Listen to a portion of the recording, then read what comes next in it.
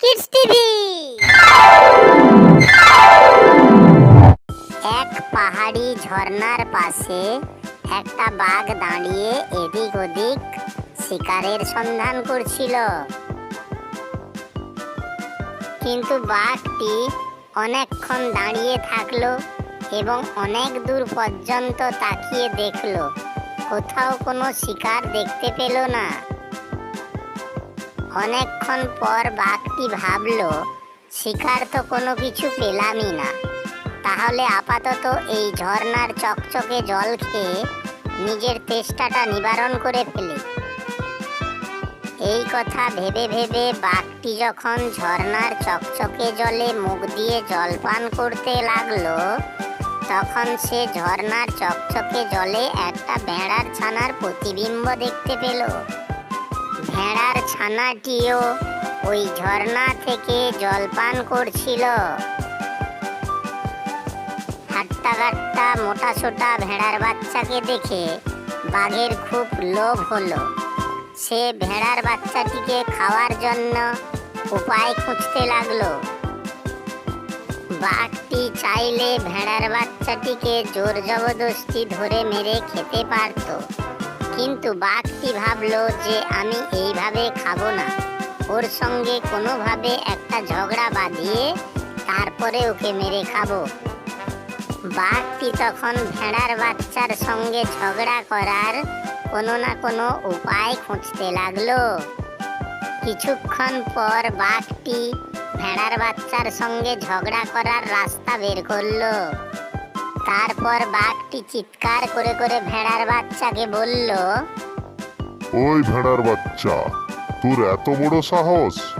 আমি এই ঝর্ণার জল খাচ্ছি আর তুই আমার এই জল ঘোলা করে দিচ্ছিস?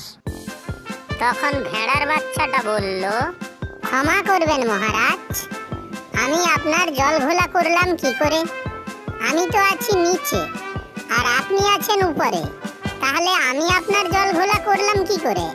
বরং আপনার নোংরা জলটাই আমার কাছে আসছে আর আমি সেটাই পান করে চলেছি। আমি যে জলটা নোংরা করছি সেটা তো নিচের দিকে সমুদ্রের দিকে চলে যাচ্ছে। আপনি যে কথাটা বলছেন মহারাজ, এটা সম্পূর্ণ ভুল। আমার নোংরা করা জল আপনার দিকে যাচ্ছেই না। বাঘ ভেড়ার বাচ্চার এ কথার কোনো উত্তর দিতে পারলই না, কিন্তু বাঘটা রেগে গিয়ে ভেড়ার বাচ্চাকে বলল, তর্ক করছিস? তুই আমার সঙ্গে তর্ক করছিস? আমি তোকে ভালো করেই জানি, তুই বড় তর্কবাজ, বহুত ফালতু তর্ক করিস তুই। 1 বছর আগে তুই আমাকে খুব গালাগালি করেছিলিস, সেটা কি তোর মনে পড়ে? এই কথাটিও ঠিক নয় আপনার মহারাজ। আমি 1 বছর আগে আপনাকে গালি দেব কি করে? 1 বছর আগে তো আমার জন্মই হয়নি। আপনার এই কথাটা শুনে তো আমি খুব আশ্চর্য হলাম মহারাজ। বাঘটি ভেড়ার বাচ্চার সঙ্গে যুক্তি এবং তর্কে এঁটে উঠতে পারল না, তাই বাঘটি আরো রেগে গেল। কারণ বাঘটি যে যুক্তি তর্ক নিয়ে ভেড়ার বাচ্চার সঙ্গে ঝগড়া করতে চাইছিল, ভেড়ার বাচ্চা সেই যুক্তি তর্কের ঠিকঠাক উত্তর দিয়ে দিল।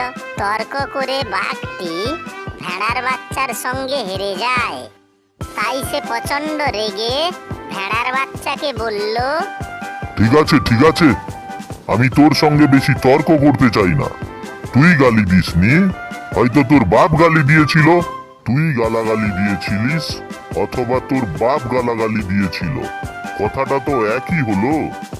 মহারাজ, এটা কেমন বিচার? আমার বাপ যদি আপনাকে গালাগালি দিয়ে থাকে, তাহলে ওর শাস্তি আমি কেন মাথা পেতে নেব?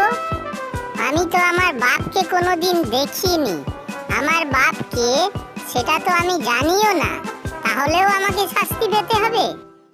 দেখ, তুই আমার সঙ্গে বেশি তর্ক করিস না, হ্যাঁ? আমার এখন খিদে লেগেছে। বাপ যখন জমি জায়গা রেখে দিয়ে যায়, টাকা পয়সা রেখে দিয়ে যায়, তখন তো ওই টাকা পয়সা জমিন জায়গা ছেলে মেয়ে ভাগ করে নেয়, তাই না? এখন তোর বাপ আমার সঙ্গে ঝগড়া করে গেছে, আমাকে গালাগালি করে গেছে, তার শাস্তিটা তুই নিবি না? মামদোবাজি পেয়েছিস? আচ্ছা ঠিক আছে ঠিক আছে, আমার বাপ আপনাকে গালাগালি দিয়েছিল, সেই গালাগালি দেওয়ার জন্য আমাকে কি শাস্তি পেতে হবে? মৃত্যু, মৃত্যুদণ্ড। আর সেই সাজা আমি এক্ষুনি তোকে দিচ্ছি। এই কথা বলে বাঘটি ভেড়ার বাচ্চার উপরে ঝাঁপ দিয়ে দিল আর তাকে মেরে তৎক্ষণাৎ খেয়ে ফেললো।